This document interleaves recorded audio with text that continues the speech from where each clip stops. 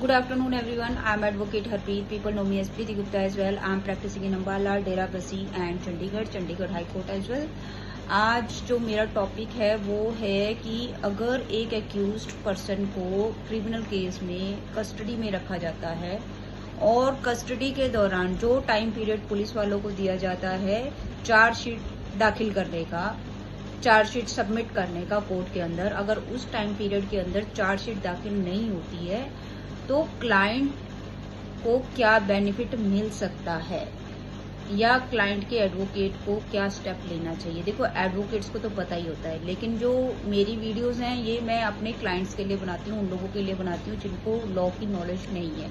तो क्लाइंट को क्या बेनिफिट होता है, क्लाइंट ये कर सकता है, यानी कि वो जो एक्यूज पर्सन है जो जेल के अंदर बैठा हुआ है उसको ये बेनिफिट हो सकता है कि जो लॉ है उसमें पुलिस वालों को प्रावधान सिर्फ 60 से 90 दिन का है कि उनको 60 और 90 दिन के अंदर अंदर ये जो चार्जशीट है ये इसको दाखिल करना होता है कोर्ट के अंदर। और ये 60 और 90 दिन का क्या प्रॉब्लम होती है ये भी मैं आपको बता देती हूँ कि 60 दिन उन केसेस में जहां पर 10 साल से कम सजा है और 90 दिन उन केसेस में जहां पर 10 साल से ज्यादा की सजा है, जब ऐसे केसेस में कस्टडी में पर्सन जो है वो जेल के अंदर होता है। Now the thing is that कि जब 60 और 90 डेज के अंदर अंदर चार्जशीट फाइल नहीं हुई है तो क्लाइंट को ये बेनिफिट मिलता है कि वो ऑटोमेटिक बेल का अधिकारी हो जाता है, यानी कि स्टैट्यूटरी बेल जो है वो उसका राइट बन जाती है। इसको डिफॉल्ट बेल भी बोला जाता है। अब ये क्या होती है, इसमें इसको जो है पर्टिकुलरली सीआरपीसी में और बीएनएसएस में एक्सप्लेन किया गया है। सीआरपीसी में यानी कि जो पुराने हमारे कानून है उसमें 167(3) में इसको एक्सप्लेन किया गया है और बीएनएसएस में 187(3) में इसको डिस्क्राइब किया गया है कि अगर पुलिस वाले जो हैं वो 60 और 90 डेज में चार्जशीट नहीं बना देते हैं कोर्ट के अंदर तो जो एक्यूज पर्सन है वो डिफॉल्ट बेल का अधिकारी है।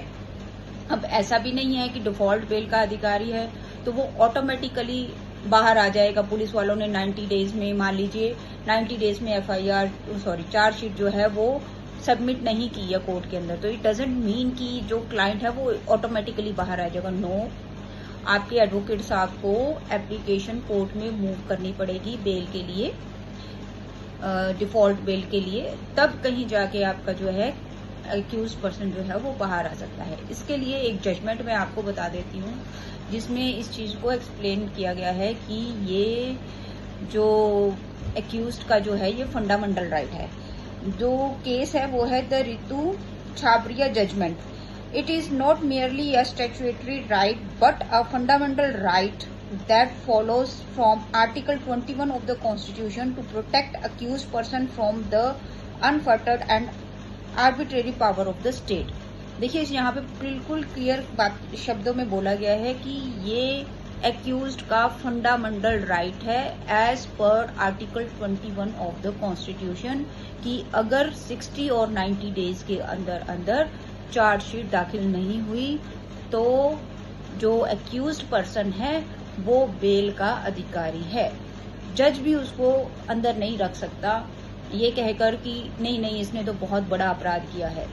तो वैसे तो ये चांसेस बहुत कम होते हैं, पुलिस वाले बहुत इस चीज पे अलर्ट रहते हैं कि 60 और 90 डेज के अंदर अंदर चार्जशीट दाखिल कर दी जाए कोर्ट के अंदर, लेकिन फिर भी कई बार ऐसा हो जाता है कि कई कारणों की वजह से नहीं हो पाती है चार्जशीट दाखिल। तो इस टाइम पे एक्यूज्ड को या उसके घर वालों को और एडवोकेट साहब को सबको अलर्ट रहना चाहिए कि अगर ऐसा कुछ होता है तो उसकी 167 और 187 बीएनएस के अंदर जो है हम बेल एप्लीकेशन डालकर क्लाइंट को बाहर ला सकते हैं बेल पर। Thank you so much.